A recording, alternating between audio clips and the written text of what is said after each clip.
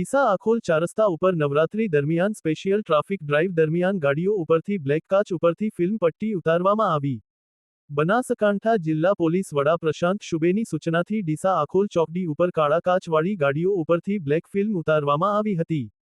નવરાત્રી દરમિયાન special drive યોજાઈ.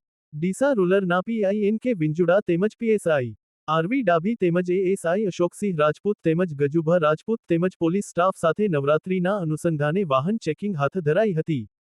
તેમજ બ્લેક કાચ ઉપરથી બ્લેક ફિલ્મ પટ્ટી ઉતારવામાં આવી હતી અને અલગ અલગ રીતે નંબર પ્લેટ લખાવીને પોતાનો રોફ જમાવતા વાહન ચાલકોને દંડ ફટકારવામાં આવ્યો.